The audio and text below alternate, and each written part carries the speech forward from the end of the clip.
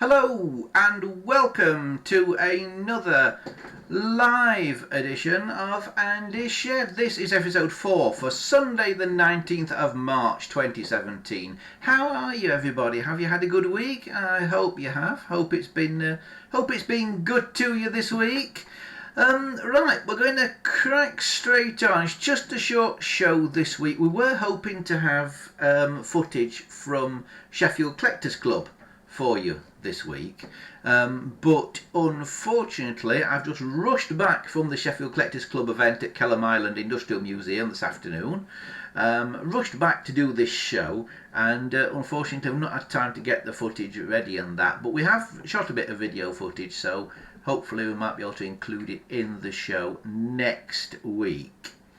Right, but for now we've had some questions come in this week, and one in particular I want to answer on here because it's not easy just to answer it in the YouTube comment section. So here we go, and it's this question from James Stevenson.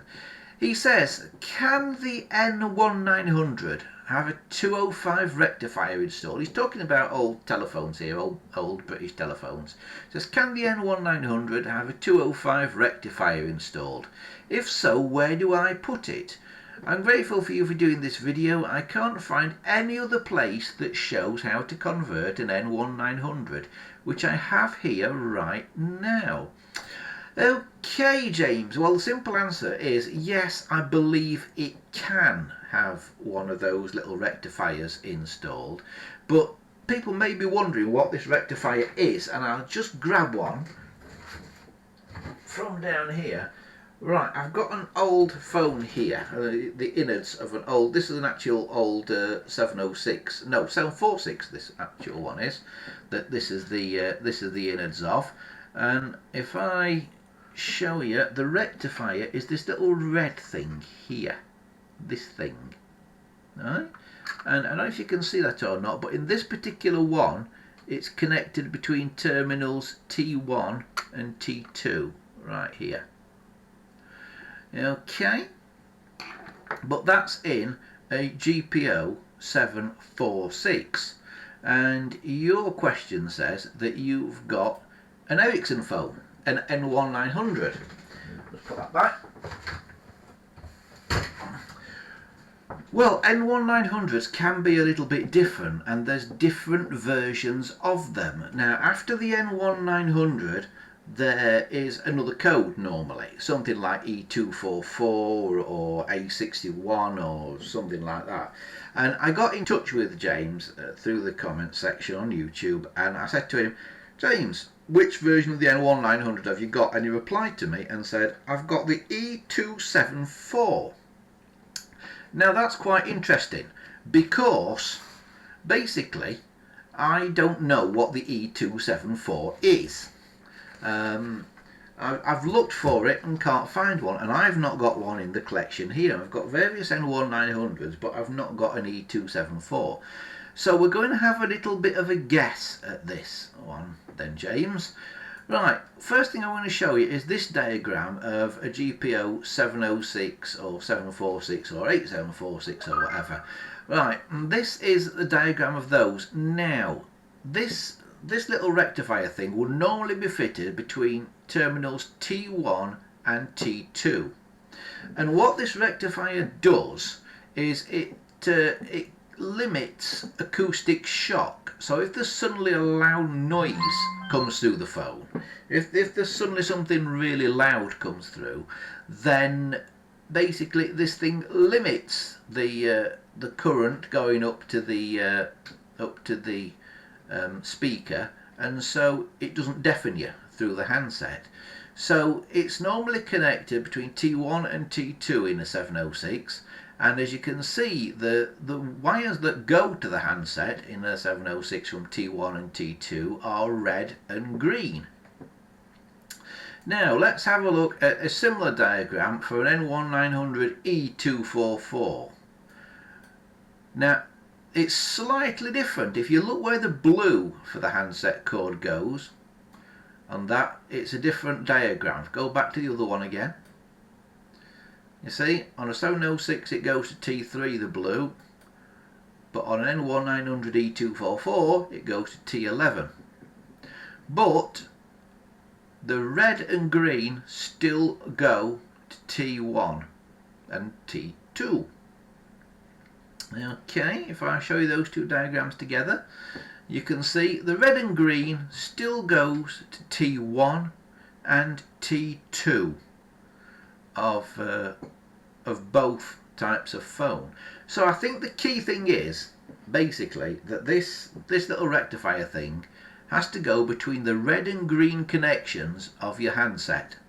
So wherever the red and green from your handset go, wherever they're terminated in the phone, that is where you need to put this little rectifier thing across.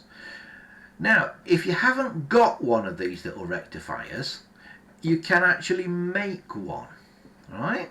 Because people say, what are they? They're normally in like a little plasticky case, in a little sort of shrink plastic case thing. So you can't really see what they are. But what they actually are is a couple of diodes.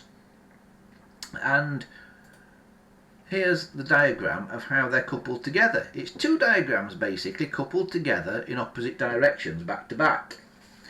And if you do that with a couple of diodes, that you can make one of these little rectifier things with two diodes coupled just like that. So one's facing one way and one's facing the other way.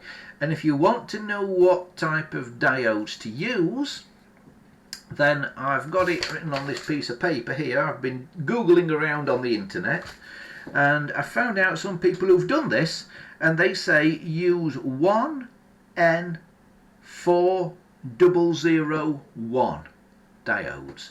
That's diodes 1N4001, and you connect them back to back like that, and that makes something equivalent to one of these rectifier 205s that James is on about.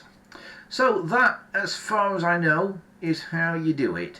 The key to it is that you connect it across the red and green of your handset, which in all the cases that I've found, even on the two different phones there, it goes between T1 and T2. So it's probably T1 and T2 you need to connect it to, but just check that is where the red and green of your handset emanate from. And assuming that it is, then that is where you need to put it. Okay, have you got that? Brilliant. Right, okie dokie. Right, moving swiftly on. As I said a little bit earlier, I've been over at Kelham Island today with Sheffield Collectors Club. A big thank you to everybody that came down there today, by the way, to see us. There were quite a lot of people came and said hello to us down there today. A big thank you to everybody that came to see us over at Kelham Island today. If you want to find out more about Sheffield Collectors Club and when they're next going to be at Kelham Island, you can get on their website, which is sheffieldcollectorsclub.wordpress.com. That is sheffieldcollectorsclub.wordpress.com, and you'll find their website there. But I believe their website's got the wrong date for their next event on it just at the moment, if you're watching this live or nearly live. They're normally there on the third Sunday of every month. But next month, April, because it's Easter on the third Sunday, they're going to be there a week later. So they're going to be there on the fourth Sunday of April over at Kelham Island, not the third Sunday. Just for next month, then it reverts back to normal again. But you can find out more on their website at sheffieldcollectorsclub.wordpress.com.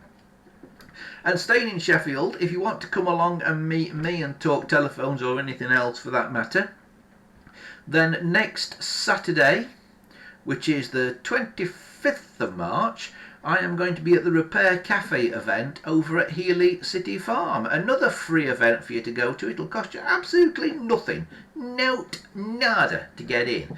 Now, what is a Repair Cafe, people ask me?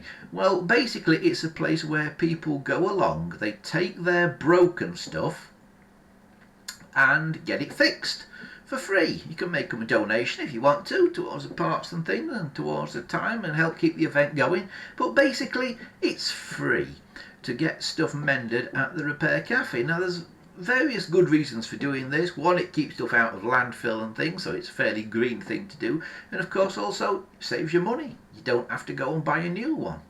Now, we get a lot of electrical stuff at repair cafes. We get a lot of things like toasters and CD players and blenders and all kinds of electrical equipment. But it's not just electrical equipment that the Repair Cafe team mend. So, if the cat has knocked over your best Ming vase off the edge of the sideboard, pick up the bits, bring them along to the Repair Cafe, and our team of fixers will try and repair it and stick it back together for you. Or if your computer's gone on the fritz, then bring it along to the Repair Cafe and we will try and fix your computer for you as well. If you've got an old computer that you think is too slow and clunky to do anything, and bring that along. We can install alternative operating systems that will give it a new lease of life. Get you away from Windows, give it a new lease of life, and the operating systems and all the software that goes on them is completely free. So whatever you've got that needs repair, whether it be a computer, a vase, a piece of electrical equipment, we even repair clothes and shoes and things like that, anything like that, bring it along to the Repair Cafe, Healy City Farm from 10 AM next Saturday, the 25th of March 2017, and we'll see if we can fix it for you. And remember also that if you want to get in touch with us, then you can here at Andy's Shed. There are two ways you can do it. You can either leave a comment on YouTube in the comment section, that's probably below this video, depending on what device you're watching it on, or you can go to our website and click on the Contact Us and get in touch with us that way. Our website address is andyshed.wordpress.com. No www in it, you don't need the www, it's just andyshed.wordpress.com. You can put https :// in front of it if you really want to, but most browsers just do andyshed.wordpress.com and it will bring you to us.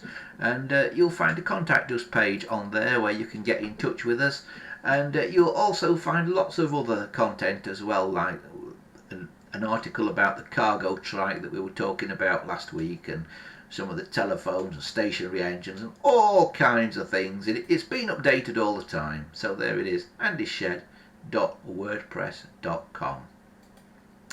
Right, that about wraps it up for today. A short show today because, like I say, we're a little bit pushed for time. A big thank you to everybody for watching. I hope you've enjoyed it. We'll be back next week around about the same time, around about 7 o'clock-ish. And we'll have a bit more for you then. In the meantime, if you've got any questions like James did, then either leave them in the comments section below this video, somewhere down there, or you can get in touch with us at andyshed.wordpress.com and click on the Contact Us, and you can send us a private message that way if you don't want it going in the public comments. And we will see you next week. So until then, bye for now. Oh, and remember, if you've enjoyed this video, please give us a like and give us a subscribe.